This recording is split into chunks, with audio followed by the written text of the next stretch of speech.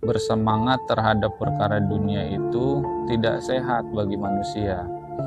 Itu sebabnya kenapa terlalu bersemangat urusan dunia itu nggak sehat buat hati kita.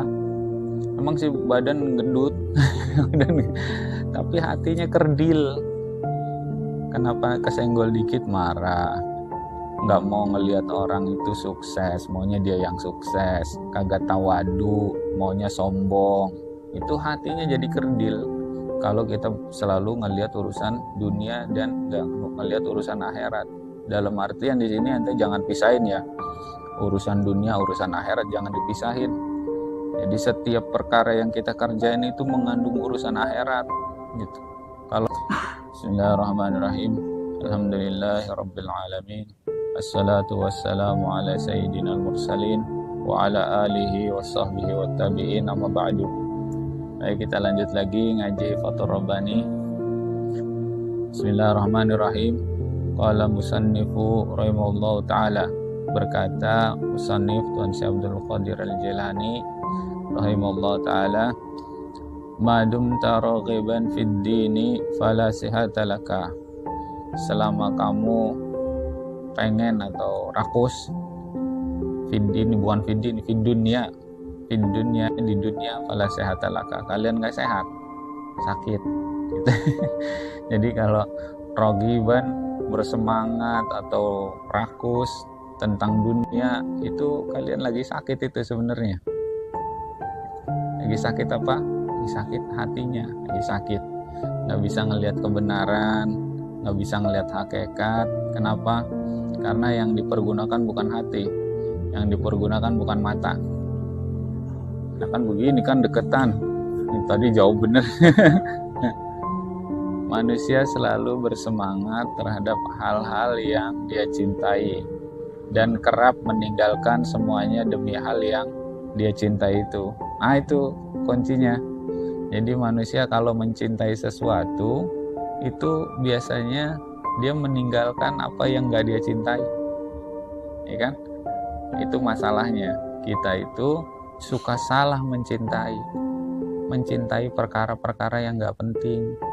Karena kita mencintai perkara yang gak penting, kita meninggalkan perkara yang penting. Itu salah cinta itu namanya. Kalau ibarat kata ada ada yang satu ini primadona perempuan, yang satu lagi ini primadono. Ente mencintai primadono, gara-gara mencintai kan yang ditinggalin primadona itu yang cantik-cantik. Salah mencintai bukan salah primadonanya, bukan, salah kitanya mencintainya kepada orang yang salah, mencintai yang jelek, yang karena mencintai yang jelek itu yang cantik-cantik pasti ditinggal gitu. Nah begitulah kita. Kenapa Tuhan saya bilang kalau kita ragib sama dunia, terlalu rakus sama dunia, kita mencintai dunia, maka urusan akhirat itu lupa. Padahal di dalam mencari urusan dunia itu ada akhiratnya. Jadi lupa karena fokusnya sama urusan dunianya, fokusnya sama uangnya, fokusnya sama hasilnya. Itu kita nggak perhatikan ketika kita mencari dunia itu ada ibadahnya itu di situ. Niatnya ibadah, ya Allah saya mau niat ibadah, mau buat orang tua saya, mau buat saudara saya, mau buat itu kan itu ibadah itu. Gara-gara ngeliatin uangnya jadi lupa sama akhiratnya. Padahal satu pekerjaan itu bisa berubah nilainya dengan niat. Dan niat letaknya di hati. Kalau hatinya itu perkaranya urusannya ke dunia, hatinya lupa sama niat. Lupa itu pasti. Kalau kita mau makan, kan makannya enak, mau bak aja ngeliat sama mata, hatinya nggak diperhatiin, akhirnya kagak niat hatinya. Akhirnya itu makan nggak jadi ibadah. Gitu. Kadang-kadang orang masuk ke masjid aja istirahat kita di jalan, kalau lupa sama niat nggak jadi ibadah. Padahal mau istirahat, tapi kalau niat jadi ibadah, apa jadi tahu? Jadi apa? Itikaf. Saya niat itikaf gitu. Itulah kenapa kalau kita terlalu cinta sama dunia suka ninggalin perkara-perkara yang akhirat.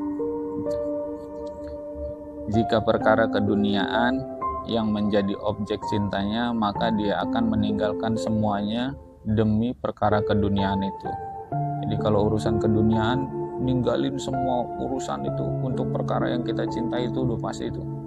Walaupun dia harus meninggalkan perkara akhirat yang penting bagi dirinya, itulah sebabnya bersemangat terhadap perkara dunia itu tidak sehat bagi manusia. Itu sebabnya kenapa terlalu bersemangat urusan dunia itu nggak sehat buat hati kita. Memang sih badan gendut, tapi hatinya kerdil. Kenapa kesenggol dikit marah, nggak mau ngelihat orang itu sukses, maunya dia yang sukses, kagak tawadu, maunya sombong. Itu hatinya jadi kerdil kalau kita selalu ngelihat urusan dunia dan nggak ngelihat urusan akhirat. Dalam artian di sini ente jangan pisahin ya, urusan dunia urusan akhirat jangan dipisahin. Jadi setiap perkara yang kita kerjain itu mengandung urusan akhirat gitu. Kalau hati kita nggak kerdil, itu setiap urusan itu. Karena kita selalu fokus ke urusan akhirat, nanti benar-benar urusan akhiratnya itu yang diutamakan. Walaupun emang kelihatan itu urusan dunia gitu. Walaupun urusan dunia gitu. Jadi kalau berangkat dari rumah itu niat ya. Saya berniat ibadah itu padahal mau kerja kan. Tapi niatin ibadah biar dapat pahala gitu. Dan berkah itu kerjaannya. Karena sudah barang tentu dia akan rela meninggalkan perkara akhiratnya. Jadi kalau urusannya kita nggak niat, nggak jadikan ibadah, urusan akhirat pasti ditinggal itu. Gitu. Itu urusan yang akhirat yang gampang. Bari dia kerja, bari dia niat, kan begitu doang. Niat doang kan jadi urusan akhirat. Apalagi ntar kalau nggak niat itu fokus sama dunia, ya yang susah-susah, yang lepas dari kerja misalkan, saya harus ibadah, saya harus puasa, saya harus sholat, saya harus ini, itu lepas semua itu. Ya orang cuma niat aja nggak ingat. Orang kerja cuma niat aja itu jadi perkara akhirat nggak ingat, apalagi ntar sholatnya tengah hari bolong jam 12, jam 3 itu udah pasti lupa itu orang niatnya aja nggak jadi, kerjanya aja lupa, padahal cuma niat doang, jadi perkara akhirat lupa. Sementara sehatnya manusia hidup di dunia jika menempatkan perkara akhiratnya di depan sebagai tujuan hidupnya. Itu orang kalau hidupnya itu menempatkan perkara akhirat itu di dunia, itu sehat semuanya kalau akhirat itu. Kenapa? Kalau orang sehat hatinya itu akan mengarahkan untuk sehat akalnya. Kalau sehat akalnya itu akan mengarahkan untuk sehat badannya. Jadi semuanya itu orang sehat ada 3, sehat hati, sehat akal, sehat badan. Kalau sehat badan doang belum tentu akalnya sehat, apalagi hatinya. Kalau sehat akal doang, emang si badan bagus, akal bagus, hatinya belum tentu. Tapi kalau dibalik urusannya, sehat hati akan mengarahkan sehat akal, sehat akal akan mengarahkan ke sehat badan. Hati itu senangnya urusan akhirat, itu hati itu. Cuman kalau akal sama badan belum tentu.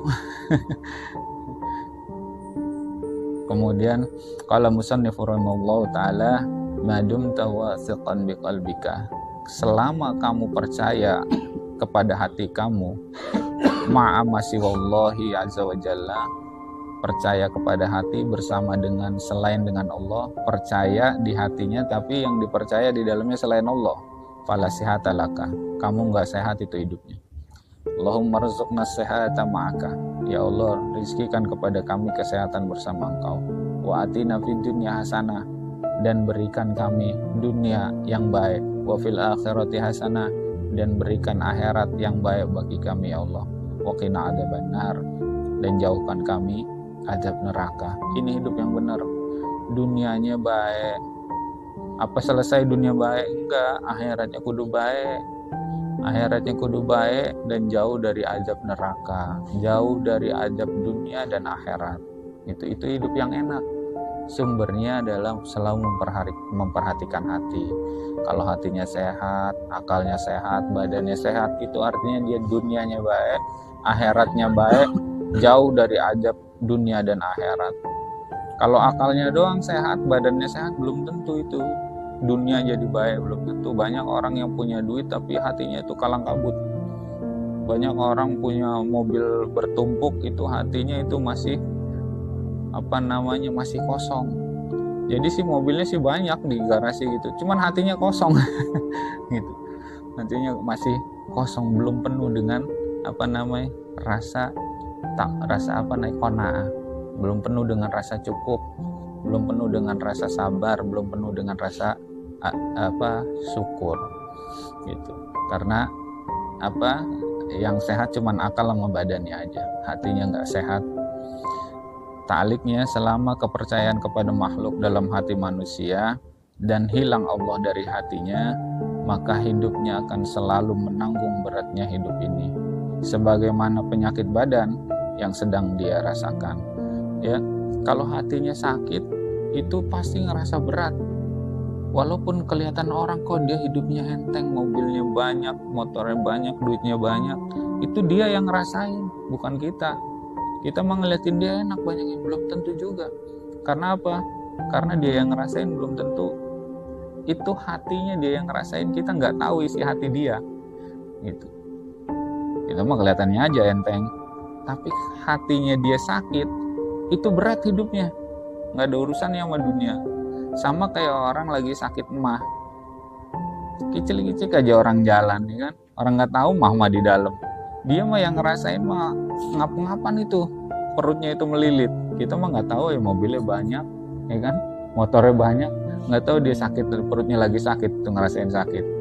Atau lagi sakit sariawan misalkan, lagi sakit sariawan, mobilnya banyak, nggak ada urusannya sama harta, sama dunia. Kalau orang sakit itu nggak ada urusan, gitu. Yang ngerasain dia, kita mah nggak tahu.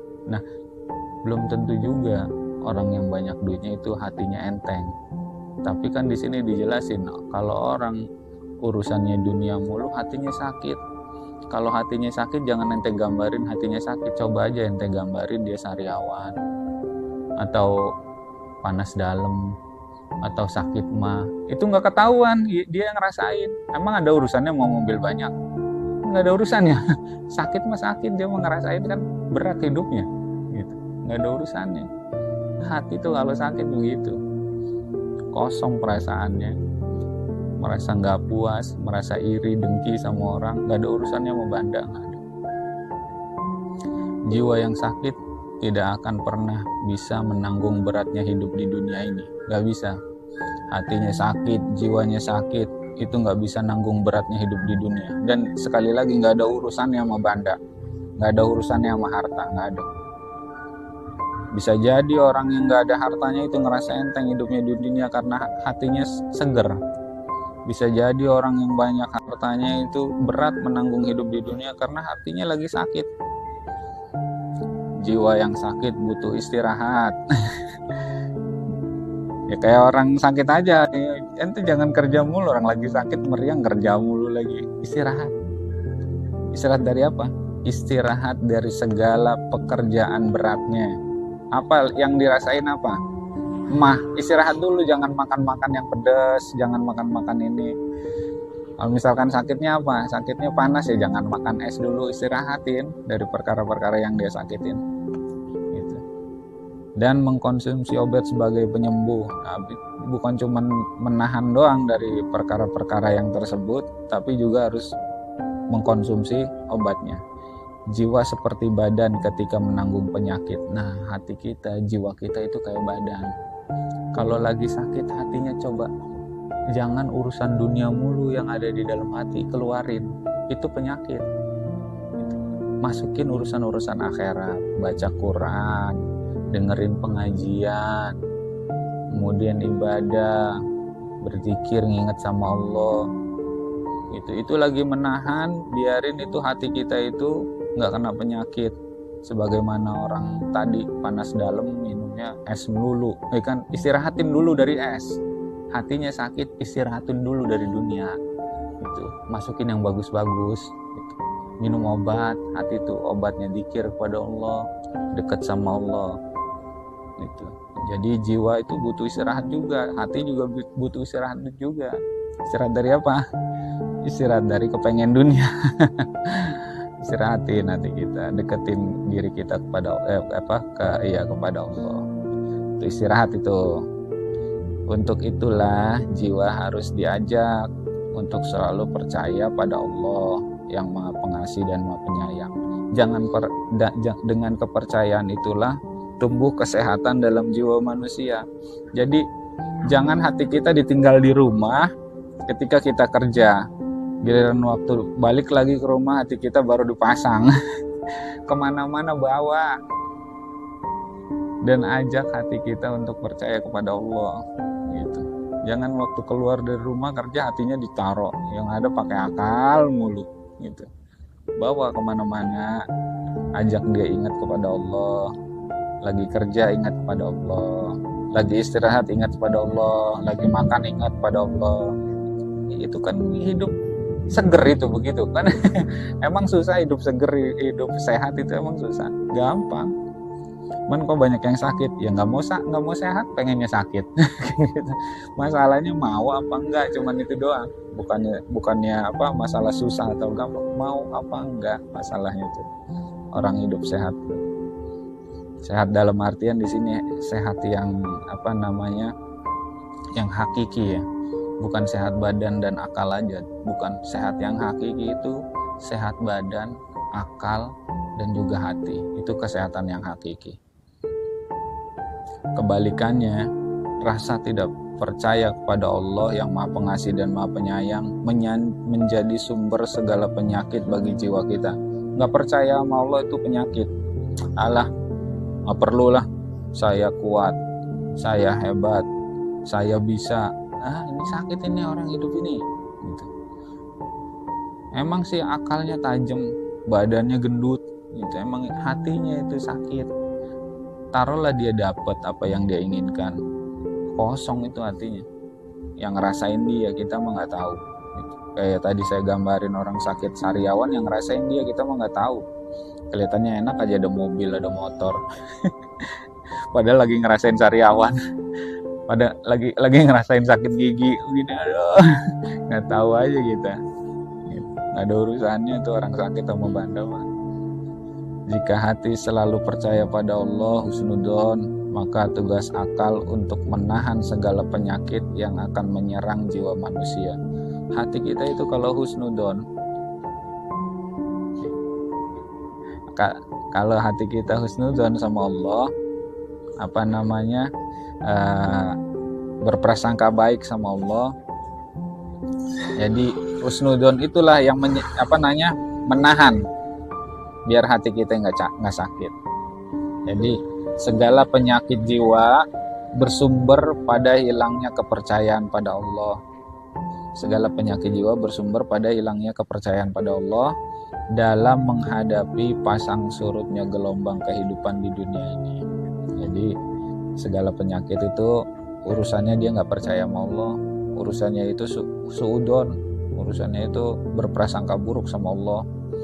Jadi kalau hilang kepercayaan itu kepada Allah jadi sumber segala penyakit. Kalau Allah hilang dalam hati kita udah boro-boro nggak percaya. Kalau percaya masih mendingan, mungkin ada Allah, ya Allah ngeluh mulu ya. Ini mah enggak sama sekali nggak ada Allahnya gitu. Sumber segala penyakit gitu. Kayak orang makan makan kolesterol aja kan enak tuh, nggak tahu kolesterol tinggi, tekanan darah tinggi, tinggal setruknya udah enak. Emang nggak percaya sama Allah itu nggak berasa. Tapi ntar kalau udah sakit mendadak itu baru nyesel gitu. Nyesel kan belakangan ya, kalau duluan bukan nyesel namanya. Hilangnya kepercayaan selain menimbulkan segala penyakit kejiwaan, hilangnya kepercayaan juga lambang dari hilangnya akal sehat manusia. Gimana orang akalnya ada? Lah dia yang menciptakan itu Allah. Yang ngasih dia kerjaan itu Allah. Ngasih kesehatan itu Allah. Tapi kok nggak percaya sama yang ngasih gitu. Nggak percaya sama yang menciptakannya, itu akalnya hilang itu. Emang kelihatan sih hebat gitu, pinter ini pinter itu, tapi kalau dia jauh dari Allah itu sebenarnya akal sehatnya hilang gitu. bagaimana bisa orang yang sehat akalnya hilang kepercayaannya pada Allah? Nggak mungkin. Orang yang akalnya sehat itu udah pasti dia akan mengarahkan, akalnya itu akan mengarahkan untuk mencari Allah, untuk lebih percaya lagi kepada Allah kalau akalnya sehat gitu. Tapi gara-gara hatinya nggak ada Allah, akalnya itu mencari yang lain, dan hidupnya pasti nggak sehat itu. Ngerasain kehampaan, ngerasain setiap hari itu kecewa, setiap hari itu kesel aja awalnya, itu kan nggak sehat orang hidup itu, ya kan? Emang badannya sih sehat, tapi itu kecewa mulu, kesel mulu, marah mulu, itu nggak sehat itu jiwanya. Nah, itulah kenapa kita harus mendekatkan diri kita kepada Allah Subhanahu wa taala. Hidup ini bukan kita yang punya. Hidup ini Allah yang punya, Allah yang ngatur. Kalau yang ngatur jauh sama kita yang menjalani ini, itu akan diacak-acak hidupnya karena dia yang ngatur. Itu kayak ente kerja terus diatur schedule-nya sama orang. Yang ngatur schedule-nya itu kesel sama ente dikasih schedule yang jelek-jelek. Orang-orang seminggu libur sekali, ente bisa sebulan baru sekali libur karena dia yang ngatur schedule-nya kesel sama ente. Begitu juga kita, ini yang ngatur semua Allah. Kalau Allah kesel sama kita, acak-acangan hidup kita. Kalau kita nggak dekat, kalau kita nggak berusaha untuk percaya sama dia kesel ntar sama kita. Allah kesel sama kita. Schedule hidup kita berantakan. Harusnya dalam sehari 2 hari ini saya dapat duit sekian, gara-gara dia acak-acak kok jadi sekian. Dalam seminggu saya harus sudah bisa ngumpulin, sebulan, setahun, 2 tahun saya harus sudah punya ini ngumpulin. Tapi diacak-acak schedule-nya tuh, ada aja itu yang bikin cita-cita kita itu terhalang. Itu karena yang ngatur schedule-nya lagi kesel sama kita, menjauh karena kita kan gitu. Makanya hidup ini bukan punya kita, ada yang ngatur, kita cuma menjalani aturan itu. Maka kalau mau teratur hidupnya, deketin yang mengatur hidup ini. Siapa yang mengatur di hidup ini? Allah Subhanahu wa taala. Biar hidup kita sehat, mudah-mudahan bermanfaat. Sebelum kita tutup, kita berdoa dulu. A'udzubillahi minasyaitonirrajim. Bismillahirrahmanirrahim. Allahumma alhimna ilman nafa'u bihi ya umiraka wa nawahiyaka wa rizqna fahman na'lamu bihi kaifa nunazika bi rahmatika ya arhamar rahimin. Allahumma rizqna fahman nabiyyin wa hifdzal mursalin wa ilhamal malaikatil muqarrabin bi rahmatika ya arhamar rahimin. Rabbana atina fid dunya hasanah wa fil akhirati hasanah wa qina adzabannar wa qina adzabannar wa qina adzabannar walhamdulillahi rabbil alamin. Nah, besok masuk ke majelis ketiga. Udah selesai nih majelis 2 nih. Sekarang majelis ketiga. Kita fatur robaninya. Majelis berapa tahun nih? Berapa banyak? Iya, itu baru majelis 3. Sampai majelis berapa nih? 62. Iya. Sampai